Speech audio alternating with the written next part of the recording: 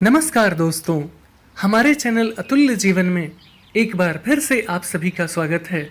यूं तो हर बार हमारी यही कोशिश होती है कि हम एक से बढ़कर एक ज्ञानवर्धक वीडियो लेकर नियमित रूप से आपकी सेवा में उपस्थित होते रहें, क्योंकि हमारा मानना है कि ज्ञान वो दिव्य आँख है जो विषम परिस्थितियों में भी हमारा मार्गदर्शन करता है तथा हमारे सभी संशयों का नाश कर हमें सदैव आगे बढ़ने के लिए प्रेरित करता है। इसलिए आप सभी से निवेदन है कि इस वीडियो को अंत तक अवश्य देखें ताकि आपको इसका वास्तविक आशय समझ आ सके। और अब यदि आप हमारे चैनल पर नए हैं या फिर आपने हमारा चैनल अभी तक सब्सक्राइब नहीं किया है तो प्लीज़ इसे अभी सब्सक्राइब कर लें, साथ ही बेल आइकन प्रेस करना ना भूलें ताकि आपको हमारे आने वाले सभी नए वीडियोस के नोटिफिकेशंस मिलते रहें। और अब आप सबका ज़्यादा समय न लेते हुए आइए इस वीडियो को शुरू करते हैं। हमारे जीवन में एकाग्रता का बहुत महत्व है। इसका शाब्दिक अर्थ है मन को भटकाने या विचलित करने वाले विचारों या आकर्षणों की ओर ध्यान न देते हुए सदैव अपने लक्ष्य पर केंद्रित रहना। इस संदर्भ में किसी महान विचारक ने कहा है, your calm mind is the best ever solution to all your problems. अर्थात आपका शांत चित्त या एकाग्र मन ही आपकी सभी समस्याओं का सबसे अच्छा समाधान है। यदि हम ध्यान से देखें तो पाएंगे कि किसी भी उद्देश्य की प्राप्ति अथवा किसी भी कार्य की सफलता के लिए हमारा एकाग्र होना अपने आप में एक अनिवार्य शर्त है। पर हमारा मन बहुत ही चंचल है, अतः सामान्यतया यह विचलित अवस्था में ही रहता है, जिसका मुख्य कारण हमारी उत्सुकता एवं हमारे चारों ओर उपस्थित विभिन्न प्रकार के आकर्षणों की उपलब्धता इत्यादि है, जो हमारे मन को कभी एकाग्र नहीं रहने देती। अब इस अवस्था का कुछ समय तक बने रहना तो कुछ हद तक स्वीकार्य है, और यदि सच कहें तो यह आवश्यक भी है, परंतु विचलित मन से हम अपने उद्देश्यों की प्राप्ति नहीं कर सकते, क्योंकि विचलित मन व्यक्ति को अपने लक्ष्य पर ध्यान केंद्रित करने, संकल्पित भाव से अडिग रहने तथा धैर्य एवं संयम बनाए रखने से रोकता है। इतना ही नहीं, विचलित स्वभाव कभी कभी नकारात्मक विचारों को भी जन्म देता है, जिसके कारण व्यक्ति सकारात्मक चीज़ों की ओर से विमुख होने लगता है, जिससे उसमें निर्णय लेने की क्षमता क्षीण होने लगती है, मानसिक व्याकुलता बढ़ने लगती है और उतावलेपन में व्यक्ति गलत निर्णय ले लेता है, जो कभी कभी उसके पतन का कारण भी बन जाता है। एकाग्रता सबसे पहले व्यक्ति को मानसिक रूप से दृढ़, संयमी और धैर्यवान बनाती है, जिससे व्यक्ति साहसी बन जाता है। और इतिहास साक्षी है, साहसी व्यक्ति ही निर्णायक कदम उठाते हैं। संयम ऐसा गुण है जिससे व्यक्ति अपने स्वभाव को परिस्थिति के अनुसार नियंत्रित कर सकता है, और यह उस व्यक्ति को पथभ्रष्ट होने से भी बचाता है। एकाग्र मन धैर्य की जननी है, क्योंकि एक धैर्यवान व्यक्ति ही संकल्पित भाव से अपने लक्ष्य के प्रति समर्पित होता है, और यदि देखा जाए तो सफलता प्राप्ति के लिए यह एक अनिवार्य शर्त है। यदि हम ध्यान से देखें तो पाएंगे कि दुनिया में जितने भी सफल लोग हुए हैं उनमें एक समानता पाई जाती है, और वह है एकाग्रता को अपनी आदत तथा उद्देश्य को अपना लक्ष्य बना लेना, जिसके कारण वे अपनी सारी ऊर्जा और सारा सामर्थ्य लक्ष्य प्राप्ति की दिशा में लगा देते हैं। परिणामतः वे जीवन के हर क्षेत्र में सदैव सफल होते हैं, और इस प्रकार उनका जीवन संपूर्ण मानव जाति के लिए उदाहरण बन जाता है। परंतु एकाग्रता की राह में सबसे बड़ी बाधा हमारे मन में लगातार उठने वाली अभिलाषाएं हैं, जिसके कारण व्यक्ति कई बार विचार शून्यता की ओर बढ़ जाता है और उसके वैचारिक कपाट बंद हो जाते हैं। इसलिए इन अभिलाषाओं के निर्बाध प्रवाह को नियंत्रित करते हुए अति महत्वाकांक्षा से बचने के लिए एकाग्रता रूपी गुण विकसित करने की आवश्यकता है, क्योंकि हमारे विजय की शक्ति हमारे मन की एकाग्रता में ही निहित है, जो हमारी समस्त शक्तियों को समेटकर उद्देश्य प्राप्ति हेतु दिशा एवं दशा दोनों ही प्रदान करती है, जिससे हमारा जीवन सरल हो जाता है और हम नित्य प्रतिदिन उन्नति के नए आयामों को छूते चले जाते हैं। इस प्रकार हमारे जीवन की सार्थकता सिद्ध करने में एकाग्रता एक अत्यंत महत्वपूर्ण भूमिका निभाती है, जिसके बिना विकास की परिकल्पना को मूर्त रूप देना संभव नहीं है।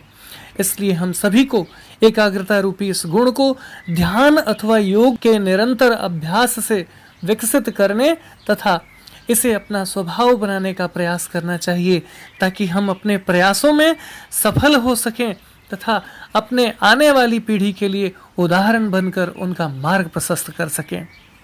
बहुत समय पहले की बात है, किसी गांव में चंद्रप्रभा नाम की एक महिला रहती थी। वह रोज मंदिर जाया करती थी, पर एक दिन उसने बड़े दुखी मन से मंदिर के पुजारी से कहा, बाबा अब मैं कल से मंदिर नहीं आऊंगी। यह सुनकर पुजारी ने कहा, आप तो पिछले कई वर्षों से मंदिर आ रही हैं, पर आज ये अचानक आपके मन में मंदिर नहीं आने का विचार कैसे आ गया? आखिर ऐसा क्या हो गया? आप मुझे स्पष्ट बताइए। इस मंदिर का मुख्य पुजारी होने के नाते मैं आपको विश्वास दिलाता हूँ कि मैं आपकी हर संभव सहायता करूँगा। फिर क्या था, पुजारी के इस सहानुभूतिपूर्ण व्यवहार को देखकर उस महिला से नहीं रहा गया। फिर जो कुछ भी उसके मन में चल रहा था, उसने वह सब कुछ ज्यों का त्यों उन्हें बता दिया। उसने कहा, तब की बात कुछ और थी बाबा। पहले लोग इस मंदिर में पूजा करने के लिए आते थे, पर अब लोग यहाँ अपने घर परिवार और व्यापार आदि की बात करने के लिए आते हैं। और कुछ लोगों ने तो इस मंदिर को अपने गपशप करने का पसंदीदा स्थान बना लिया है। और यही नहीं, बल्कि यहाँ कुछ लोग ऐसे भी आते हैं जो भगवान की पूजा तो कम पर पाखंड और दिखावा ज़्यादा करते हैं। और यह सब देखकर मैं अब तंग आ चुकी हूँ, और यही कारण है कि मैं सोच रही हूँ कि अब मंदिर आना ही छोड़ दूँ।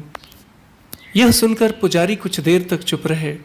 फिर उन्होंने उस महिला से कहा, ठीक है, मैंने आपकी सारी बात समझ ली, और अब मैं आप पर मंदिर आने के लिए दबाव भी नहीं डालूंगा।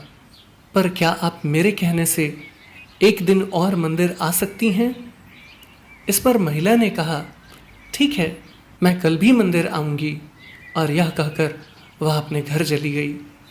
अगले दिन जब वह महिला मंदिर पहुंची तो पुजारी ने उससे कहा, क्या आज आप मेरे कहने से कुछ कर सकती हैं? इस पर महिला ने कहा, जी बिल्कुल, आप बताइए मुझे क्या करना है। तब पुजारी ने पास में पड़ा हुआ एक खाली ग्लास उठाकर उस महिला को देते हुए कहा, इस ग्लास में पानी भर लीजिए और इस मंदिर के बीचों बीच जो राधा कृष्ण की मूर्ति है, बस उस मूर्ति के 5 चक्कर लगाकर मेरे पास वापस आ जाइए।